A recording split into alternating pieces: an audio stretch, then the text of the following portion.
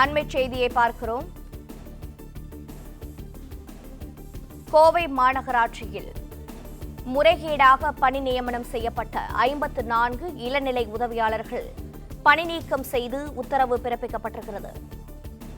கோவை மாநகராட்சியில் 54 இளநிலை உதவியாளர்கள் பணி நீக்கம் செய்யப்பட்டிருக்கிறார்கள். உயர்நீதிமன்றம் இந்த உத்தரவை பிறப்பித்திருக்கிறது.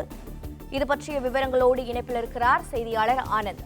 ஆனந்த், வணக்கம். என்ன குற்றச்சாட்டு, தற்போது எடுக்கப்பட்டிருக்க நடவடிக்கை என்ன, விவரிக்கலாம். வணக்கம். கடந்த 2020ஆம் ஆண்டு அதிமுக ஆட்சி காலத்தில் SP வேலுமணி உள்ளாட்சித்துறை அமைச்சராக இருந்த பொழுது கோவை மாநகராட்சியில் 69 இளநிலை உதவியாளர் பணியிடங்களுக்கு விண்ணப்பங்கள் வரவேற்கப்பட்டன. இந்த பணிகளுக்கு 654 பேர் விண்ணப்பித்த நிலையில் 440 பேர் நேர்முக தேர்விற்கும் சான்றிதழ் சரிபார்க்கும் பணிகளுக்கும் அழைக்கப்பட்டு 54 பேர் தேர்வு செய்யப்பட்டனர்.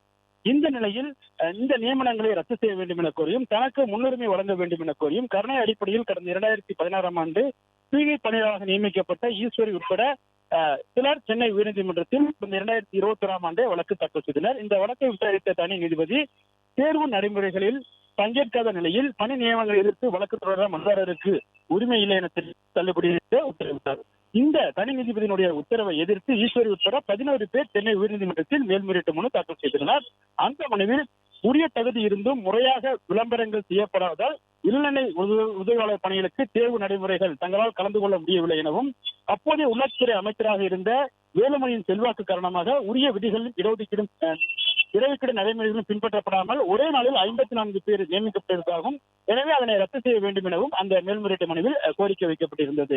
இந்த வழக்கு நீதிபதி SM சுப்பிரமணியம் மற்றும் நீதிபதி செந்தில்குமார் ஆகியோருடைய அமர்வு விசாரணைக்கு வந்தது. அப்பொழுது தமிழக தேர்வாணையம் மூலமாக அல்லது தேர்வு நடைமுறைகளை பின்பற்றப்படாமல் உள்ளாட்சித்துறையில் 54 பணி நியமனங்கள் மேற்கொள்ளப்பட்டதாக தெரிவிக்கப்பட்டது.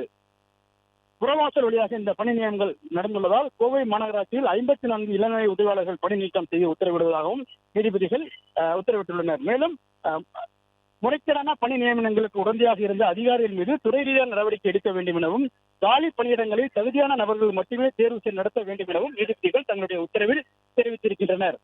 பிளே ஸ்டோர் மற்றும் ஆப் ஸ்டோரில் இருந்து பாலிமர் செயலியை QR கோடு மூலம் பதிவிறக்கம் செய்யுங்கள். செய்திகளை உடனுக்குடன் பெறுங்கள்.